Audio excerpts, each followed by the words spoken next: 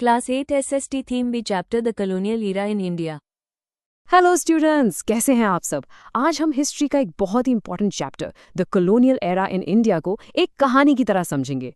इससे आपके सारे कॉन्सेप्ट्स क्लियर हो जाएंगे और एग्जाम्स के लिए याद रखना तो बहुत ही आसान हो जाएगा। चलिए शुरुआत एक बड़े सवाल से करते हैं। क्या आपने कभी सोचा है कि इंडिया, जिसे कभी सोने की चिड़िया कहा जाता था और जो दुनिया के सबसे अमीर देशों में से एक था, आखिर इतना गरीब कैसे हो गया? ऐसा क्या हुआ जिससे इतना बड़ा बदलाव आ गया? तो इस सवाल का जवाब जानने के लिए सबसे पहले हमें टाइम में थोड़ा पीछे जाना होगा। हमें ये देखना होगा कि अंग्रेज़ों के आने से पहले, यानी कॉलोनियल एरा से पहले, इंडिया आखिर था कैसा।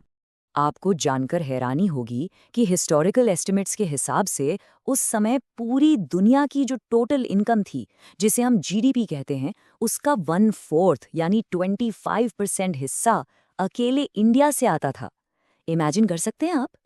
इसीलिए तो इंडिया को सच में सोने की चिड़िया कहा जाता था। तो फिर आखिर ऐसा क्या हुआ?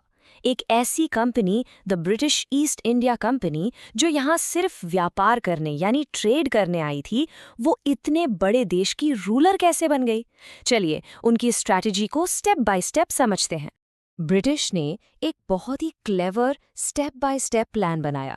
पहले वो ट्रेडर्स बनकर आए और समुंदर के किनारे अपने ट्रेडिंग पोस्ट्स बनाए। फिर उन्होंने देखा कि इंडिया के जो लोकल राजा हैं वो आपस में ही लड़ते रहते हैं। बस उन्होंने इसी बात का फायदा उठाया और धीरे धीरे उनके पॉलिटिकल मामलों में दखल देना शुरू कर दिया।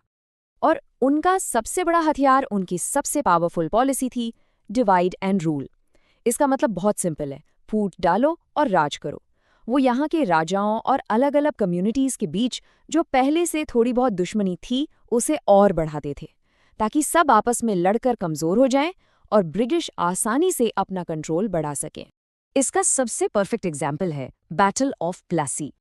इस लड़ाई में रॉबर्ट क्लाइव ने बंगाल के नवाब सिराजुद्दौला के मिलिट्री कमांडर मीर जाफर के साथ एक सीक्रेट डील कर ली।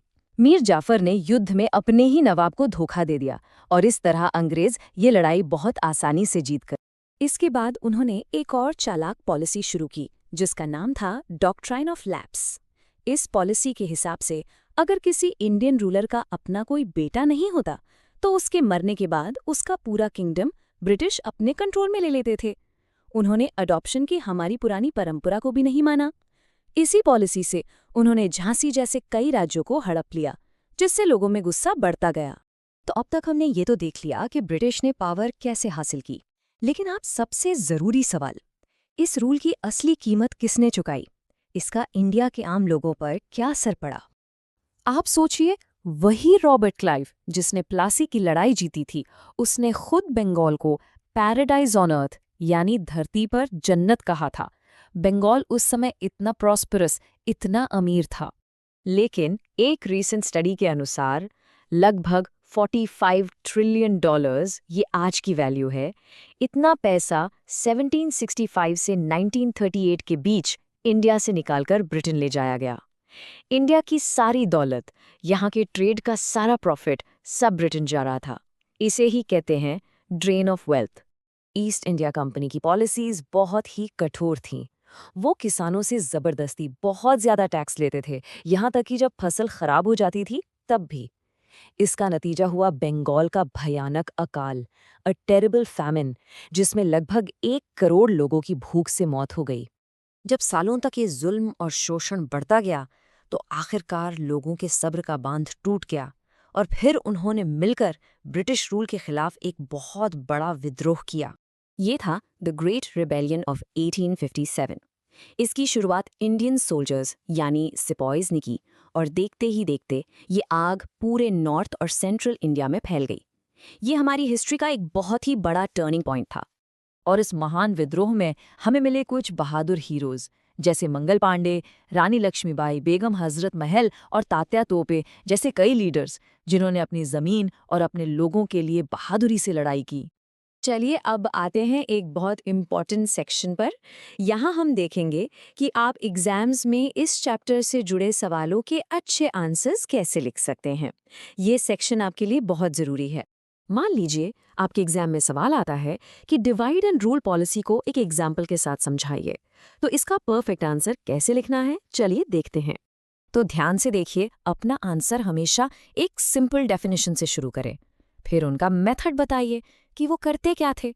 उसके बाद एक सॉलिड एग्जाम्पल दीजिए, जैसे बैटल ऑफ प्लासी, और लास्ट में उसका इम्पैक्ट यानी असर क्या हुआ ये लिखिए। याद रखिए, अगर आप पॉइंट्स में आंसर लिखेंगे तो आपको पूरे मार्क्स मिलेंगे। तो चलिए इस पूरे चैप्टर के सबसे ज़रूरी पॉइंट्स को एक बार जल्दी से रिवाइज कर लेते हैं। पहला, अंग्रेज़ों के आने से पहले इंडिया एक इकोनॉमिक पावर हाउस था। दूसरा, ब्रिटिश ने डिवाइड एंड रूल और डॉक्ट्रिन ऑफ लैप्स जैसी क्लेवर स्ट्रैटेजीज यूज़ की। तीसरा, उनकी पॉलिसीज से ड्रेन ऑफ वेल्थ और भयानक अकाल हुए। और चौथा, इन सब के खिलाफ हुआ द ग्रेट रिबेलियन ऑफ 1857। चलिए अब आपकी मेमोरी टेस्ट करने के लिए एक छोटा सा क्विज। पहला सवाल, वो कौन सी पॉलिसी थी जिसके अनुसार अगर किसी राजा का अपना बेटा नहीं होता तो अंग्रेज उसके राज्य पर कब्जा कर लेते थे? ओके, अगला सवाल, द ग्रेट रिबेलियन ऑफ 1857 की शुरुआत किसके विद्रोह से हुई थी? किसानों ने, सिपाहियों ने या ट्राइबल लीडर्स ने? और ये रहा आखिरी सवाल, बैटल ऑफ प्लासी में वो कौन सा इंडियन कमांडर था जिसके धोखे की वजह से ब्रिटिश जीते थे? चलिए अब अपने आंसर्स चेक करते हैं। पहले का सही जवाब है सी, डॉक्ट्रिन ऑफ लैप्स। दूसरे का है बी, सिपॉयस।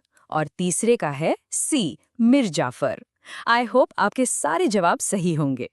तो वो याद रखिए, हिस्ट्री सिर्फ पुरानी कहानियां नहीं है, ये इस बारे में है कि हमारा आज, हमारा प्रेजेंट वैसा क्यों है जैसा वो है। मुझे उम्मीद है कि अब ये चैप्टर आपको बिल्कुल भी मुश्किल नहीं लगेगा। इसे थोड़ा सा रिवाइज कर लेंगे तो एग्जाम में आंसर्स लिखना बहुत आसान हो जाएगा, क्योंकि कॉन्सेप्ट क्लियर है तो सब क्लियर है।